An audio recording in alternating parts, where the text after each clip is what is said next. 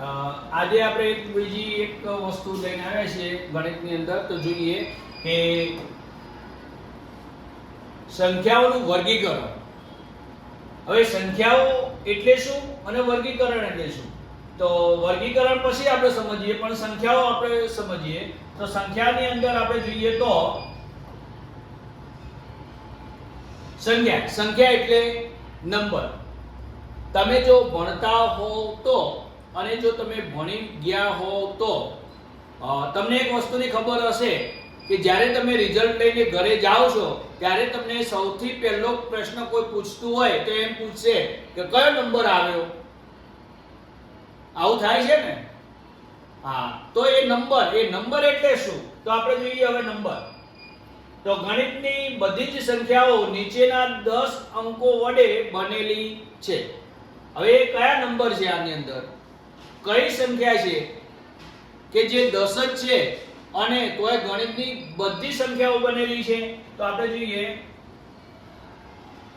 0 1 2 3 થી માંડી અને 9 સુધીની. એટલે કે 0 1 2 3 4 5 6 7 8 ને 9 આટલા અંકો છે. ધ્યાન રાખજો, આ શું છે? અંકો છે, અથવા તો આ શું છે? નંબર છે. પણ હજી નંબર અટક્યો નથી. આ નંબર કહી શકાય નહીં. કેમ? કારણ કે તમને એમ પૂછે કે હું પરીક્ષામાં પાસ થયો ને મારો તો 25મો નંબર આવ્યો, તો આમાં 25મો નંબર ક્યાં છે? નથી ને? તો આપણે એ પણ જોઈ લઈએ. તો હવે જુઓ, આ શું છે? ફક્ત ને ફક્ત અંકો છે, સંખ્યા નથી. ચાલો હવે આપણે આગળ જોઈએ. તો આની અંદર આપણે 0 થી 9 વડે બનતી સંખ્યા પદ્ધતિને ડેસિમલ પદ્ધતિ કહે છે. એટલે કે તમે કોઈ પણ સંખ્યા ચાલુ કરો લખવાની, કોઈ પણ સંખ્યા, તો એ 0 થી 9 ની વચ્ચે જ હોય. એટલે કે એ સંખ્યાના અંકો આની 0 થી 9 એટલે આની વચ્ચેમાંથી કોઈ પણ અંક હશે. અને એ ડેસિમલ પદ્ધતિ છે. ડેસિમલ પદ્ધતિ એટલે એક એક ડિજિટ.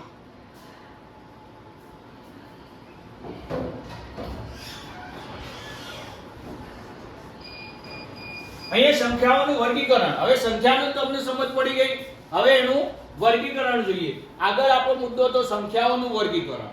આપણે આગળનો મુદ્દો હતો સંખ્યાઓનું વર્ગીકરણ. હવે વર્ગીકરણ જોઈ લઈએ. સંખ્યાઓનું જ્ઞાન તમને મળી ગયું કે કોને સંખ્યા કહેવાય અથવા તો કોને અંકો કહેવાય. 0 થી માંડીને 9 એ અંકો છે અને એમાંથી ઉપયોગ કરી અને જે બને છે એ સંખ્યા છે. એટલે હવે તમે 25મા નંબરે પાસ થયા હતા તો કયો અંક પહેલો લેશો? 2. અને પછી કયો લેશો? 5. તો કયો અંક સંખ્યા બની? 25. ઓકે. તમે એક વખત આપણે જોયું હતું કે કેલ્ક્યુલેટર લીધેલું હતું. હું તમને બતાવું કે આ આપણું કેલ્ક્યુલેટર છે અને કેલ્ક્યુલેટરની અંદર આપણે જોયેલું હતું કે જેની અંદર આપણે 25 લખવા હોય તો પહેલા 2 અને પછી 5 દબાવતા હતા. જો 25 લખાઈ ગયો, સરસ. હવે ફરીથી જોઈએ, મારે 75 લખવા છે તો હું શું દબાવીશ? તો પહેલા 7. કેટલા લખે છે? 7. પણ જુઓ એક જ અંક છે. હવે હું શું દબાવીશ? 5. જુઓ હવે 5. તો કેટલા બને છે? 75. તો તમે જુઓ કે જે અંકને પહેલો પ્રેસ કરીએ એ આગળ ખસે છે અને એના પછી જે અંક પ્રેસ કરીએ એ જમણી સાઈડ હોય છે. હજી તો આ બે સંખ્યા જ છે, બે અંકો જ છે, એક જ સંખ્યા બની. હજી આની અંદર એક હું અંક ઉમેરું, ધારો કે 3.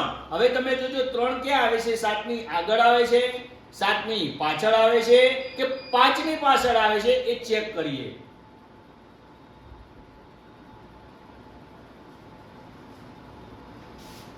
જોઈ લો ક્યાં છે?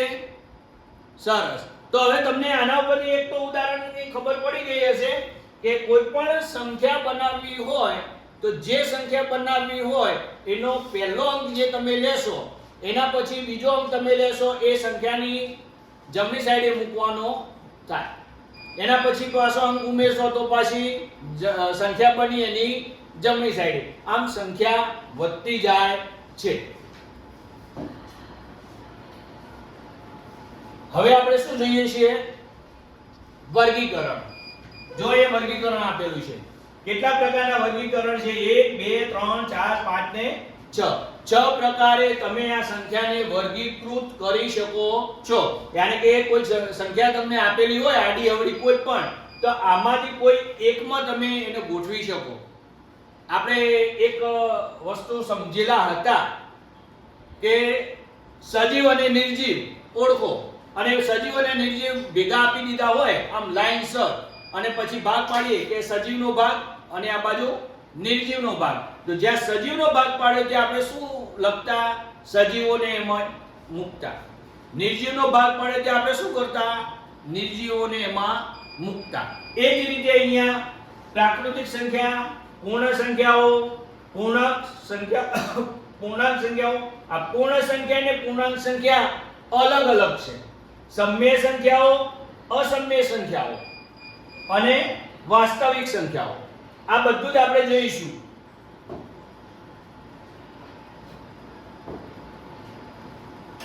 પહેલો પ્રકાર હતો આપણો પ્રાકૃતિક સંખ્યા. તો ચલો પ્રાકૃતિક સંખ્યાને n વડે દર્શાવાય છે, તો પ્રાકૃતિક સંખ્યા કહેવાય કોને એ પહેલા સમજી લઈએ. છે તો બધી સંખ્યાઓ જ અને બધી અંકમાંથી જ બનેલી છે, પણ કોને કહેવાય છે? તો જો પ્રાકૃતિક સંખ્યાઓમાં શૂન્ય સિવાયની તમામ ધન પૂર્ણાંક સંખ્યાઓનો સમાવેશ થાય છે.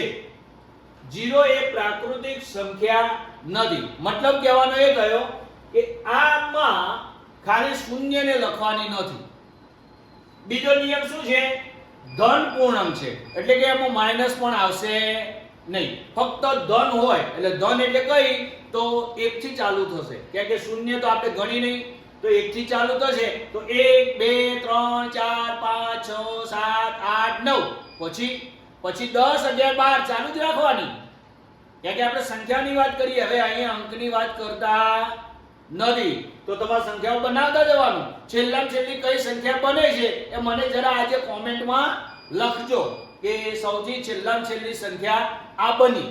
ઓકે, ચાલો હવે આગળ જઈએ. જો તમને સમજણ તો પડી ગઈ, આમાં કઈ યાદ રાખવાની જરૂર નથી. એક જ વસ્તુ, શૂન્યનો સમાવેશ નથી. બીજું, ધન સંખ્યાઓનો સમાવેશ છે. ધન સંખ્યાઓ ક્યાંથી ચાલુ થાય? 1 નંબરથી ચાલુ કરી દેવાનું લખવાનું. ઓકે, આવડી ગયો? સરસ. ચાલો, પ્રાકૃતિક સંખ્યાઓ પૂરી. તો હવે આ પ્રાકૃતિક સંખ્યાઓ એ n વડે દર્શાવાય છે. શાના વડે દર્શાવાય છે? n વડે. ચાલો, પ્રાકૃતિક સંખ્યાઓ અનંત છે. આ ગણ એનો મેં આપ્યો છે. જુઓ તમે કે 1 થી મેં ચાલુ કર્યું. શૂન્ય કેમ ના લીધી ભાઈ? યસ, હવે તમે સમજી ગયા. તો એટલે મેં અહીંયા શૂન્ય લીધી નથી. તો 1 થી મેં ચાલુ કરી અને 8 લીધી, પછી ટપકા ટપકા ટપકા કર્યા છે. આ ટપકાનો મતલબ શું છે? હજી સંખ્યાઓ બનાવવાનું ચાલુ રાખો. 8 9 10 11 12 13 14 તમે ચાલુ રાખજો. છેલ્લી સંખ્યા આવે એટલે મને કોમેન્ટમાં લખી દેજો. ચાલો, છેલ્લી સંખ્યા આવશે, જોજો, ચેક કરજો. અહીંયા તો હું એવું કહું છું કે એની કોઈ છેલ્લી સંખ્યા તમને મળશે જ નહીં. એટલે સૌથી નાનામાં નાની સંખ્યા કઈ? આમાંથી સૌથી નાનામાં નાની સંખ્યા કઈ? 1. અને મોટી સંખ્યા કઈ? કઈ જ નહીં શકાય, અનંત છે ભાઈ. કેવું છે? અનંત છે. તમે જે સંખ્યા બનાવશો એમાં પાછળની સંખ્યા આવી જ જશે. ચાલો, હવે આપણે આગળની જોઈએ. તો આ એના પછીનો નેક્સ્ટ પોઈન્ટ છે, અને એ પોઈન્ટની અંદર જોઈએ તો સંખ્યાઓ, પ્રાકૃતિક સંખ્યાઓમાં શૂન્યનો સમાવેશ થાય છે. પ્રાકૃતિક સંખ્યાઓમાં શૂન્યનો સમાવેશ થાય છે. અને અહીંયા જે લખ્યું છે હું એક વખત વાંચી જાઉં પછી જ તમને સમજાવું. તો પ્રાકૃતિક સંખ્યાઓ શૂન્યનો સમાવેશ કરવાથી પૂર્ણ સંખ્યા મળે છે, અથવા તો શૂન્ય સાથેની તમામ ધન પૂર્ણાંક સંખ્યાઓને પૂર્ણ સંખ્યાઓ કહે છે. ફરીથી, પ્રાકૃતિક સંખ્યાઓમાં શૂન્યનો સમાવેશ કરવાથી પૂર્ણ સંખ્યા મળે છે. મતલબ કે જે સંખ્યાઓ પ્રાકૃતિક સંખ્યાઓ છે એમાં શૂન્યનો સમાવેશ કરવાનો છે. અને બીજી રીતે કહીએ તો શૂન્ય સાથેની તમામ, એટલે કે જે સંખ્યાઓ શૂન્ય સાથે છે એ તમામ પાછી કેવી ધન હોય તો એ ધન પૂર્ણાંક સંખ્યાઓ પૂર્ણ સંખ્યાઓ છે. એટલે આમાં ઋણ સંખ્યાઓનો સમાવેશ થતો નથી. અને આગળ જોઈએ તો દરેક પ્રાકૃતિક સંખ્યા એ પૂર્ણ સંખ્યા છે. એટલે પ્રાકૃતિક સંખ્યાઓ આપણી કઈ હતી? 1 2 3 હતી. હા, એની અંદર 0 નો સમાવેશ થતો નહોતો. હવે આમાં 0 નો સમાવેશ થાય છે, એટલે કે 0 થી માંડી અને એ પણ ધન હોય તો એ આમાં આવે. પરંતુ દરેક પૂર્ણ સંખ્યા એ પ્રાકૃતિક સંખ્યા નથી. ચાલો આગળ જઈએ. પૂર્ણ સંખ્યાને w વડે દર્શાવવામાં આવે છે. આગળ આપણે n વડે દર્શાવ્યું, હવે આ આવ્યું w વડે. ચાલો, w એટલે આ ધન છે તો w તો જો તમે n હતું ને એમાં 0 નહોતો અને w આવ્યું એમાં 0 ઉમેરાઈ ગયો. આટલું ઉદાહરણ જો તમે યાદ રાખશો તો તમને બે વ્યાખ્યાઓ આવડી જશે. આની અંદર શું છે તો 0 સાથેની પૂર્ણ ધન સંખ્યાઓનો સમાવેશ થાય છે. હવે એ પણ કેવી હશે? અનંત. બાકીનું બધું આગળના વ્યાખ્યા પ્રમાણે જ છે, ખાલી આમાં શૂન્ય ઉમેરાઈ ગઈ, વાત પૂરી થઈ. ચાલો, સૌથી નાનામાં નાની સંખ્યા પૂર્ણ સંખ્યા કઈ? તો અહીંયા 0 છે, ત્યાં કઈ હતી? 1 હતો. ઓકે, તફાવત આવડી ગયો તમને. ચાલો હવે આગળ જઈએ.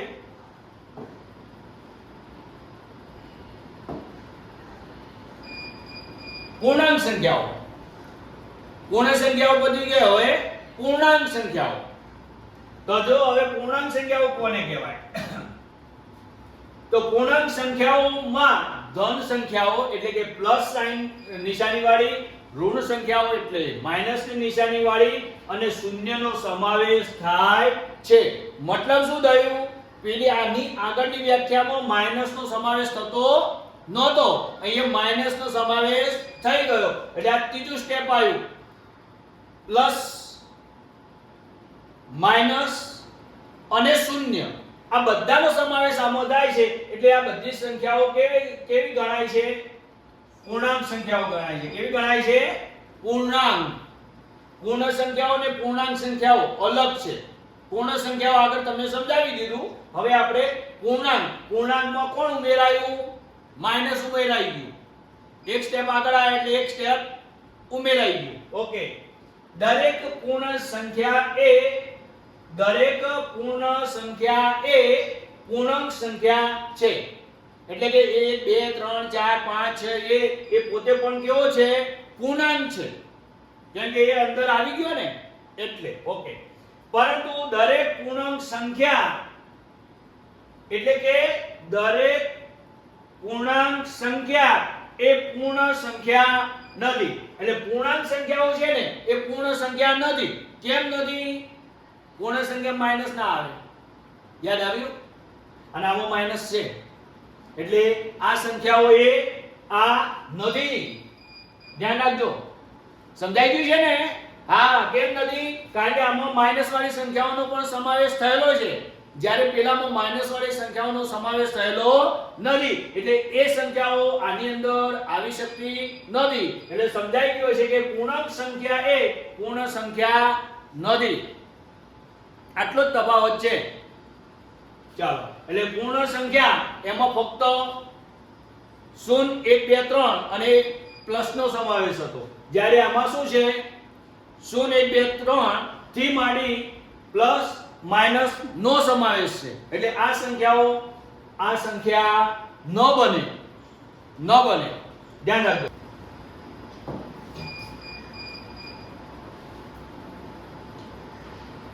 ચાલો હવે આપણે અહીંયા જોઈએ તો ઋણ પૂર્ણાંક અને ધન પૂર્ણાંક. ઋણ પૂર્ણાંક કેને કહેવાય અને ધન પૂર્ણાંક કેને કહેવાય? એટલે કે પ્લસ માઈનસ ને તમારે સમજવાનું બાકી છે ને. આપણે હવે અહીંયા સમજીએ પ્લસ કોને કહેવાય અને માઈનસ કોને કહેવાય. આ પ્લસ માઈનસ બધામાં હોય. પછી તમે બેટરી લગાવો ને તો બેટરીમાં પ્લસ માઈનસ હશે, જોજો. પછી આ તમે વાયરિંગ કરો છો ને ઇલેક્ટ્રિક, એમાં પણ પ્લસ માઈનસ હોય છે. તો આ પ્લસ માઈનસ એવું આપણા ગણિતની અંદર સંખ્યામાં પ્લસ માઈનસ ક્યાં હોય?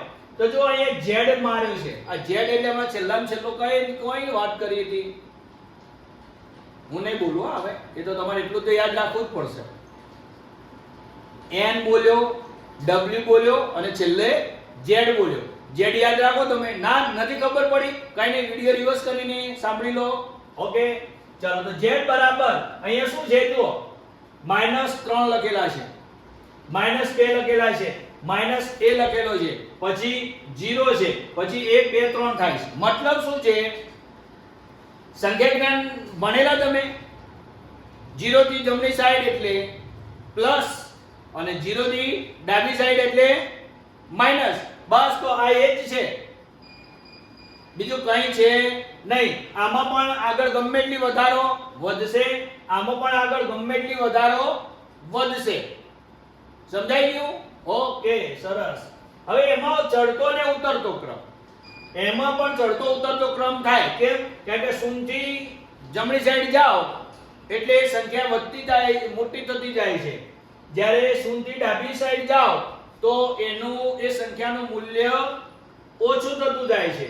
તો આપણને આના ઉપરથી બે વસ્તુ મળે, ચડતો ક્રમ અને ઉતરતો ક્રમ. તો ધન પૂર્ણાંક સંખ્યા એટલે કે 1 2 3 4 થી આગળ વધો અને ઋણ પૂર્ણાંક સંખ્યા એટલે -1 -2 -3 -4 એટલે કે અહીંથી આમ જાઓ એટલે ઉતરે છે, આમ જાઓ એટલે ચડે છે. હવે ચડતો એટલે શું? તો જો 1 કરતા 2 મોટો કે નહીં? સરસ. 2 કરતા 3 મોટો કે નહીં? સરસ. તો આ ચડે છે એટલે એનું મૂલ્ય વધતું જાય છે. હવે 0 થી ડાબી બાજુ આવો, તમને 1 મોટો કે 2 મોટો? 1 મોટો કે 2 મોટો? 2 મોટો, 1 નાનો. પણ -1 અને -2 એમાં કોણ મોટો? તો -1 અને -2 એના કરતા નાનો. તો -3 એ -1 કરતા મોટો કે નાનો? તો -3 એ -1 કરતા નાનો. નહીં સમજાયું ને? સમજાયું છે. જેમ ડાબી બાજુ જાઓ ભલે અંક એના એ હોય પણ માઈનસની નિશાની આવે એટલે એના આગળના અંક કરતો નાનો બને. ચાલો એક બીજી રીતે સમજાવું તમને. જુઓ,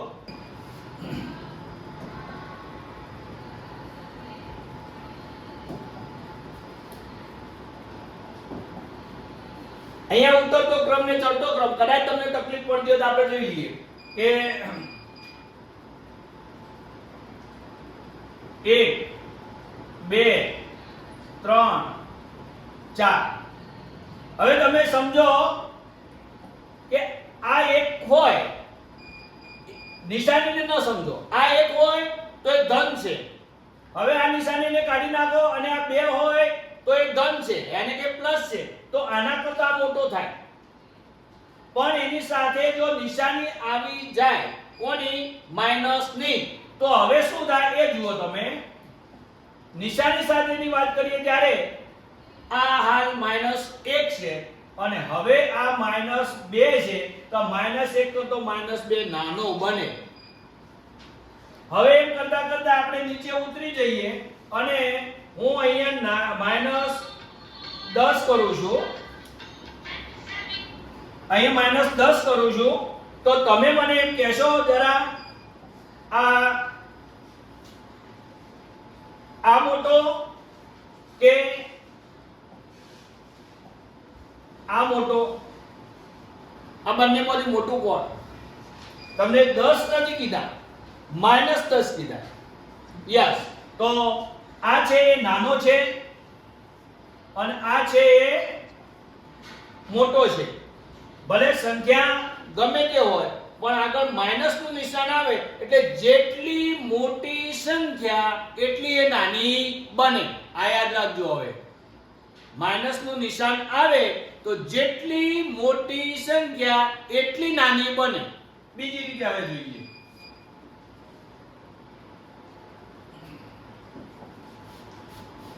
एक 5 25 15 10. ચાલો આટલું તો જોયું. તો આમાંથી સૌથી નાની સંખ્યા કઈ છે? 1 છે. અને સૌથી મોટી સંખ્યા કઈ છે? સૌથી મોટી સંખ્યા કઈ છે? 10 નથી, 25 છે. યસ. પણ હવે તમે જોજો, હું કોઈકને આગળ નિશાની મૂકી દઉં છું. હવે તમે મને કહો 25 મોટી હતી ને, નાની કરી નાખું? ચાલો નાની કરી નાખો. કઈ નિશાની મૂકી? માઈનસ ની. તો આપણો નિયમ શું હતો કે જેટલી સંખ્યા મોટી અને એના આગળ જો માઈનસ નું નિશાન આવે તો એટલી સંખ્યા એ નાની બને. તો હવે જો આમાંથી સૌથી નાનામાં નાની સંખ્યા કઈ?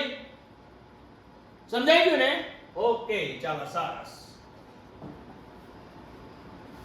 હવે આપણે આગળ જઈએ તો પછી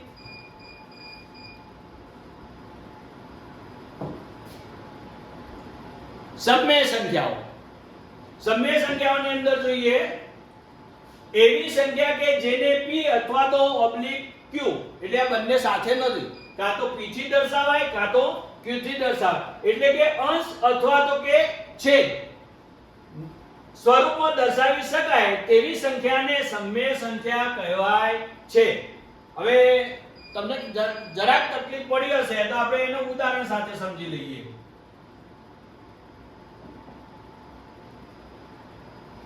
સમજો કે અહીંયા ભાગાકાર માંગેલો છે. શું માંગેલું છે? ભાગાકાર. હવે આપણે ભાગાકાર કરીએ. ચાલો હું અહીંયા ભાગાકાર કરું છું. છે અને અહીંયા 5 છે. તો આ 25 ભાગ્યા 5. તો આમાં અંશ કોને કહેવાય? તો ઉપર જે હોય એને શું કહીશું આપણે? અંશ કહીશું. શું કહીશું? અને નીચે જે હોય તે છેદ. તમે એક સિરિયલ જોઈ હશે જેની અંદર અર્જુન માછલીની આંખને છેદે છે. યાદ આવ્યું? હા. તો આમ કરીને ઊભો હોય છે અને કોને છેદે છે? ઉપર. તો છેદ હંમેશા ક્યાં હોય? નીચે. છેદવાનું ક્યાં હોય? ઉપર. એટલે ઉપર હોય એને શું કહેવાય? અંશ. તો આ છેદ એ અંશને છેદશે. છેદશે એટલે ભાગાકાર કરશે. કેવી રીતે કરશે હવે જોઈ લઈએ. ખાલી આ તમારે જાણવા પૂરતું જ છે. તો કયો ગળ્યો બોલીએ? 5 નો ગળ્યો ક્યાં સુધી બોલીએ? 25 જવાબ આવે ત્યાં સુધી. તો 5 એ 5 એ 25. તો હવે તમે જો અંશ કેટલો આવ્યો? ઓકે. એટલે આપણે મારે તમને અંશ અને છેદ જ સમજાવવાના હતા. ભાગાકારનું આવશે ત્યારે આપણે ભાગાકારનું સમજાવીશું. ચાલો એના પછી આપણે આગળ જઈએ.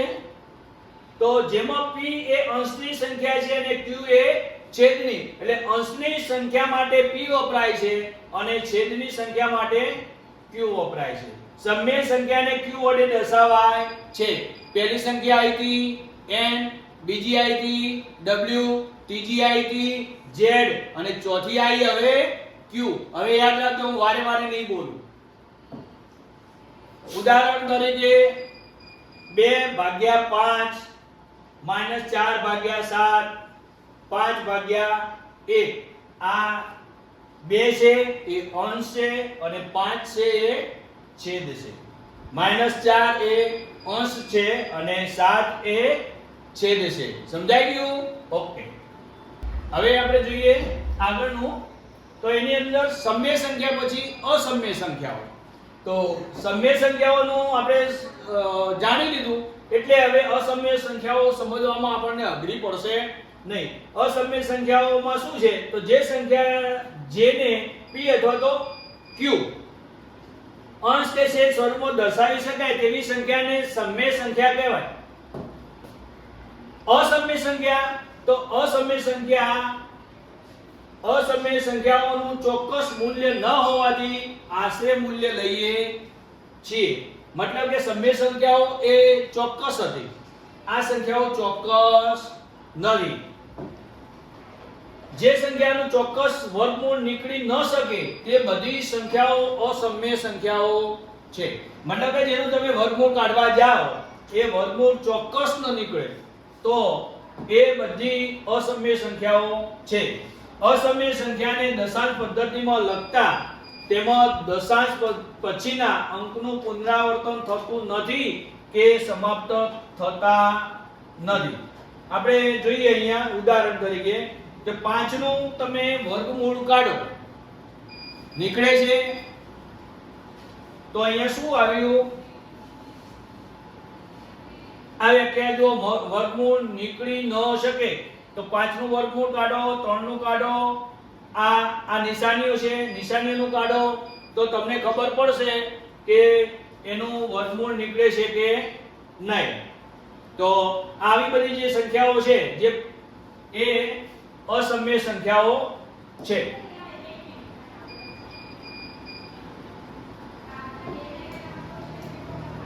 હવે વાસ્તવિક સંખ્યાઓ. વાસ્તવિક સંખ્યાઓ કોને કહેવાય? તો સમય અને અસમય સંખ્યાના મિશ્રણથી બનતી સંખ્યાને વાસ્તવિક સંખ્યા કહે છે. જેમાં સમય સંખ્યાઓ પણ આવી જાય અને અસમય સંખ્યા આવી જાય. જેમાં ચોક્કસ મૂલ્ય હતું, જેનું વર્ગમૂળ નીકળતું હતું, એવી સંખ્યાઓ સમય સંખ્યાઓ હતી, અને જેનું અચોક્કસ હતું એ સંખ્યાઓ. આવી બંનેનો સમાવેશ જેમાં થાય એ બધી વાસ્તવિક સંખ્યાઓ છે અને તેને r વડે દર્શાવાય છે. અહીંયા ઉદાહરણ લખેલું છે 3/5, 6/15, વર્ગમૂળમાં 19 વગેરે. તમે એક વખત આ કરી જોજો, ન સમજાય તો કોમેન્ટ કરજો.